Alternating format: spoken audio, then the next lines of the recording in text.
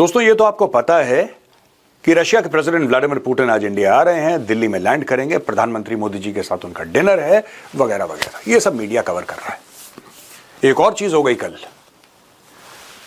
France, UK, Germany तीनों के ambassadors, high commissioners ने मिलकर एक आर्टिकल लिखा दोस्तों, और फ्रेंच एम्बेसी की वेबसाइट पे इसको डाल दिया। इस आर्टिकल ने खूब जमकर व्लादिमीर पुतिन की बुराई करी कि वो तो बड़े एग्रेसिव हैं और वो चाहते हैं कि लड़ाई चलती रहे, और जब भी अमन शांति की बात हो तो वो कोने में कट लेते हैं।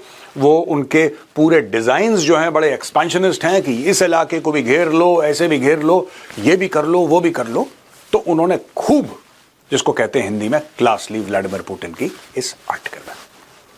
यहां पे भारत के मिनिस्ट्री ऑफ एक्सटर्नल अफेयर्स का एक रिस्पांस आया और यह बताया भारत के मिनिस्ट्री ऑफ एक्सटर्नल अफेयर्स ने कि बड़ी अनयूजुअल सी हरकत है। अरे डिप्लोमेटिक नॉर्म्स थोड़ना है कि कोई भारत में गेस्ट आ रहा है और आप फिर इस तरीके से आर्टिकल लिख रहे हैं, क्योंकि वो तीनों के तीनों, चाहे हम बात करें जर्मन एम्बेसडर की, चाहे फ्रेंच एम्बेसडर की बात करें, यूके के हाई कमिश्नर की, वो जिन्होंने लिखे हैं आर्टिकल वो नई दिल्ली में ही पोस्टेड है। अब मिनिस्ट्री ऑफ एक्सटर्नल अफेयर्स को आर्टिकल पसंद नहीं आया, लेकिन उन्होंने लिखना था सो लिख दिया। एनीवे, वो आई गई बात हुई, उसको व्लादिमीर पुतिन को ज्यादा फर्क नहीं पड़ता इन आर्टिकल से, ना भारत को ज्यादा फर्क पड़ता है। अब दोस्तों बात यह है कि व्लादिमीर पुतिन के इंडिया आने से कई देशों को मिर्ची लगी है। आज मैं कैप्सूल में बताऊंगा मिर्ची क्या है, क्यों है, वो क्यों नहीं चाहते कि वह भारत आए, क्यों नहीं चाहते। खासतौर से यूरोपीय देश बड़े परेशान हैं। अमेरिका ने खुल के इस पूरे मामले की इतनी बुराई नहीं करी। अमेरिका ने अपने आप को एडजस्ट कर लिया कि हां ठीक है कोई बात नहीं, लेकिन यूरोपीय देशों ने इसके बारे में जो बातें करी हैं, जो अपना रिएक्शन दिया है, उससे आपको पता लगता है कि जियोपॉलिटिक्स कहां खिसक के धीरे धीरे जा रही है। अब आप बात करिए फॉर एग्जांपल जर्मनी की। जर्मन एम्बेसडर ने ही तो आर्टिकल लिखा है, German ambassador, French ambassador, UK के हाई कमिश्नर। अब इन तीनों के साथ भारत के क्या रिलेशनशिप है, पहले आपको यह समझना पड़ेगा। रूस के साथ क्या है वो आप जानते हैं, भारत का बच्चा बच्चा जानता, I don't need to explain. चलिए शुरुआत करते हैं यूके से। भारत ने ट्रेड डील साइन करी यूके के साथ और बोला कि साहब हम अरबों डॉलर से, अरबों पाउंड से अपनी ट्रेड बढ़ाएंगे और हम ये खरीदेंगे आपसे, आप हमसे ये खरीदिएगा। तो हाल फिलहाल में ट्रेड डील हो गई है। तो ये तो बात हुई यूके की। जहां तक फ्रांस की बात है, आप जानते हैं फ्रांस से हमने राफेल खरीदे, उसके पहले मिराज और दुनिया भर के एयरक्राफ्ट, और फ्रांस से हमारे बहुत अच्छे संबंध हैं। ज्यादातर यूरोपीय देशों ने, अमेरिका ने, जब भारत ने अपने न्यूक्लियर टेस्ट्स करे थे, मैं 1998 की बात कर रहा हूं, तो कई लोगों ने भारत के ऊपर सैंक्शंस लगाए, फ्रांस ने नहीं लगाए थे। तो फ्रांस के साथ दोस्ती हमारी पुरानी है। आप जानते हैं डसॉ का जो राफेल एयरक्राफ्ट है वो भारत में आ चुका है, 36 एयरफोर्स के लिए आ चुके हैं, 26 का ऑर्डर नेवी के लिए दिया, और कहते हैं, लोग कह रहे हैं कि ऐसा करीब 114 और ऑर्डर होने वाले हैं राफेल जेट्स। अब ये पक्का नहीं हुआ है, डील पक्की नहीं है, लेकिन ऐसा लोग कहते हैं। जहां तक बात जर्मनी की है दोस्तों, आपको शायद याद नहीं होगा, मैंने द चाणक्य डायलॉग्स में कवर करा था। एक जर्मनी की बहुत बड़ी कंपनी है थाइसन ग्रुप। थाइसन ग्रुप को भारत ने 70,000 करोड़ रुपए का एक ऑर्डर दिया है सबमरीन्स बनाने के लिए। जाहिर सी बात है वो भारत में सबमरीन्स बनाएंगे, मेक इन इंडिया, आत्मनिर्भर भारत के तहत। लेकिन company Thyssen group, it is a German company. Thyssen group marine systems है उनका नाम, TKMS बोलते हैं उस कंपनी को। 70,000 करोड़ रुपए का वो ऑर्डर है। तो तीनों के साथ जो रीसेंट चीजें हुई हैं पिछले साल भर में, वो मैंने आपको बता दी कि साहब ये रिलेशनशिप इस तरीके से इधर जा रहा है पिछले 2-3 साल के अंदर जो भी हुआ है। अब आते हैं रूस पे। ये लोग क्यों रूस से चढ़े हुए हैं और अमेरिका चुप चुप क्यों है? देखिए बात यह है कि लगभग अमेरिका ने पुतिन के सामने हथियार डाल दिए। डोनाल्ड ट्रंप अमेरिका का राष्ट्रपति है, सबसे अमीर देश, सबसे पावरफुल मिलिट्री, लेकिन अनफॉर्चुनेटली डोनाल्ड ट्रंप की जो चलती है वो वेनेजुएला के ऊपर चलती है। अब वो सोमालिया को गालियां दे रहा है कि सोमाली तो बुरे हैं और उनका देश है नर्क है, ऐसा वैसा। तो ये जो छोटे देश हैं, जो कमजोर देश हैं, जो दब जाए, उन पर डोनाल्ड ट्रंप की गजब चलती है। लेकिन जब रूस जैसा देश, जो कि बाय द वे रशिया की इकोनॉमी इतनी कोई ज्यादा नहीं है, भारत की आधी इकोनॉमी है, भारत की 4 ट्रिलियन, रशिया की 2 ट्रिलियन, लेकिन Russia is a military super power. और जब व्लादिमीर पुतिन चलता है तो भाई आपने बॉडी लैंग्वेज देखी होगी डोनाल्ड ट्रंप की, और बड़े बड़े लोग जो एनालाइज करते हैं बॉडी लैंग्वेज। उन्होंने बोला था कि जो कुछ महीने पहले डोनाल्ड ट्रंप और पुतिन की मीटिंग हुई थी एंकरेज अलास्का में, बॉडी लैंग्वेज ट्रंप की यह दिखाती है कि मीटिंग से पहले ही ट्रंप ने सरेंडर कर दिया। उसको पता था कि साहब गुरुजी आ रहे हैं, उसने पहले ही हथियार डाल दिए। वो पंगे नहीं लेना चाहता पुतिन से इनफैक्ट कोई भी पंगे नहीं लेना चाहता। तो अमेरिका लगभग चुप है। कुछ एक आ जाएगा औपचारिक सा बयान कि यार ये नहीं होना चाहिए और इंडिया को सोचना चाहिए और ये होना चाहिए, सब आ जाएगा। लेकिन जितने एग्रेसिवली यूरोप ने रिएक्ट करा है उतने एग्रेसिवली अमेरिका अब नहीं करेगा। वो दिन हवा हुआ। अब यूरोप क्यों कर रहा है ऐसा? यूरोप इसलिए कर रहा है दोस्तों क्योंकि यूरोप को अब यह पता लग रहा है कि they are on their own. उन्होंने भी बहुत भरोसा करा था डोनाल्ड ट्रंप आएगा तो सबको टाइट कर देगा और ये कर देगा वो कर देगा, चाइना भी थर थर कांपेगा और फिर रशिया भी थर थर कांपेगा और सब कुछ होगा। ऐसा कुछ नहीं हुआ। थर थर अगर कोई कांपा तो डोनाल्ड ट्रंप कांपा, बाकी किसी को तो 2 रुपए का फर्क नहीं पड़ा।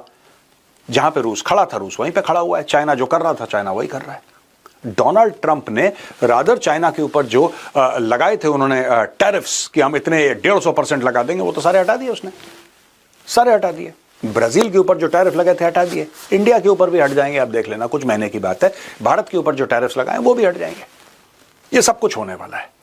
उसका जोर चलता है वेनेजुएला के ऊपर कि मिसाइल मार दूंगा, ये कर दूंगा। सोमालिया, मैं आपसे पूछ दूं सोमालिया कहां है? आप मैप पे ढूंढ ढूंढ के परेशान हो जाएंगे, आपको सोमालिया नहीं मिलेगा। ऐसे देशों के ऊपर, राइट? वेनेजुएला, अब वेनेजुएला ये साउथ अमेरिका है। साउथ अमेरिका में अगर आप नॉर्थ के ऊपर चले जाएं वहां पे, तब आपको पता लगेगा कि वहां पे वेनेजुएला है और यहां पे क्यूबा है, क्यूबा के आगे मायामी है और इधर बॉम्बिंग हो रही है। और भैया ढूंढ ढूंढ के इंसान परेशान हो जाए।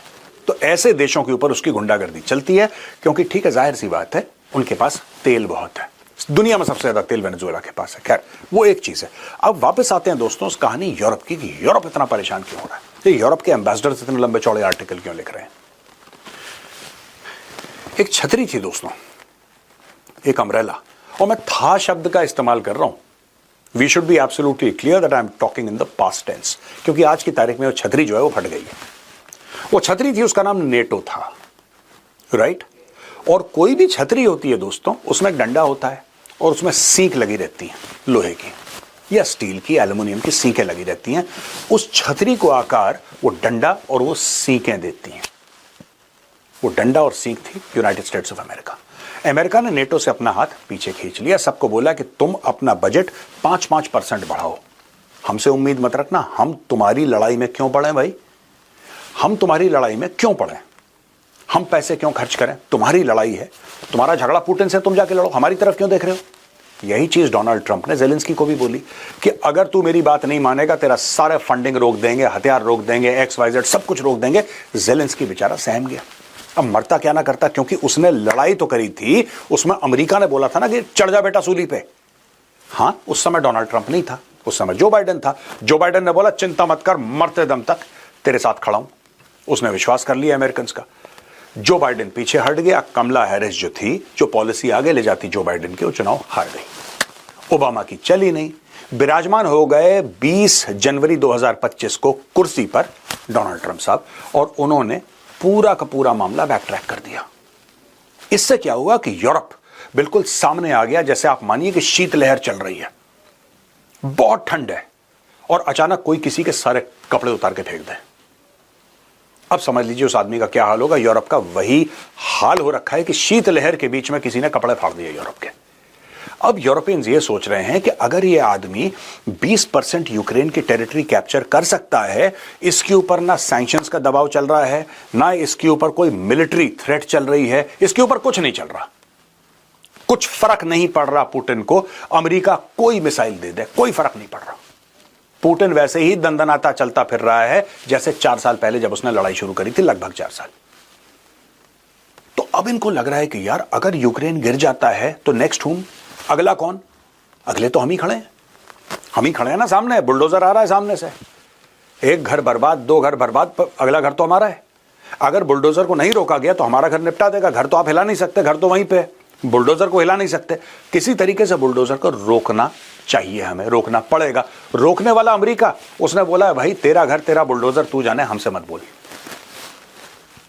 इसीलिए दोस्तों पूरे यूरोप के देश बहुत परेशान हैं। आप किसी भी यूरोपियन को या अमेरिकन को देखेंगे आजकल टेलीविजन पे, इंडियन टेलीविजन पे जो आ रहे हैं, फॉरेन टेलीविजन पे आ रहे हैं, वो सब यही बोल रहे हैं कि भारत को ऐसा नहीं करना चाहिए, भारत को ऐसा नहीं करना चाहिए। और दोस्तों, भारत ऐसा करता भी नहीं, मैं आपको बता रहा हूं। ये एक दिल की बात है, बड़ी इमोशनल बात है। जियोपॉलिटिक्स में इमोशन का कोई स्कोप है नहीं, लेकिन आज एक इमोशनल बात कर दूं। भारत ऐसा करता नहीं, भारत कभी ऐसा नहीं करता। भारत अमेरिका की बात सुनता, अगर पूरे 10 में से 10 नहीं मानता तो 4-5 तो अमेरिका की मानता। लेकिन एक तरीका होता है जब आप किसी देश से बात करते हैं, देश के प्रधानमंत्री से बात करते हैं। अगर आप हमसे ये बोलेंगे तुम्हारी इकोनॉमी डेड है, अगर आप ये बोलेंगे कि भाड़ में जाओ, हमें कोई फर्क नहीं पड़ता, ठीक है। आप ये कहते हैं हमें भाड़ में जाओ, ठीक है, दैट्स योर विश, हम आपको रोक नहीं सकते। लेकिन फिर ठीक है, हम अपनी तरफ से काम करेंगे। Bharat, India is not Pakistan यार। भारत कोई पाकिस्तान है कि आपने थोड़ा सा धमकाया, $4 फेंके, जमीन पे लेट गया? We are a civilisation that is thousands and thousands of years old. और आखिर इज्जत कोई चीज होती है यार? आप आराम से बात करिए, आप बोलिए साहब ठीक है, आप रूस से तेल खरीद रहे हैं, थोड़ा सा कम कर दीजिए, हमसे खरीद दीजिए। बिल्कुल खरीदेगा इंडिया, क्यों नहीं खरीदेगा? आप भारत से बोलिए कि आप हमसे भी हथियार खरीदिए, बिल्कुल खरीदेगा भारत अमेरिका से, क्यों नहीं खरीदेगा? लेकिन एक तरीका है बात करने का, एक तरीका है डील करने का। अगर आप ये सोचते हैं कि भारत को इतना प्रेशराइज करेंगे, आप धक्का मार के कोने से लगा देंगे, तो भाई हजारों साल तक तो कोई कोने से लगा नहीं पाया। डोनाल्ड ट्रंप को यह लग रहा था कि उसके पास एक लेवरेज है, अमेरिका को लग रहा था कि उसके पास एक लेवरेज है भारत के खिलाफ, और भारत ने यह साबित कर दिया कि तुम्हारे पास कोई भी लेवरेज नहीं है। यह मल्टीपोलर वर्ल्ड है, इस दुनिया में कई सारे पोल्स हैं। भारत के पास यह चॉइस नहीं है कि या अमेरिका के साथ जाए या चीन के साथ जाए। भारत के पास सिर्फ एक चॉइस है कि भारत के साथ जाए, और भारत ने आज ये प्रूव कर दिया, पूरी दुनिया के सामने साबित कर दिया, वेलकम करके, आज शाम को आ रहे हैं वो, वेलकम करके व्लादिमीर पुतिन को, कि भारत जब बात करेगा तो भारत सिर्फ भारत की बात करेगा। यूरोप के मामले यूरोप के हैं, अमेरिका के मामले अमेरिका के हैं।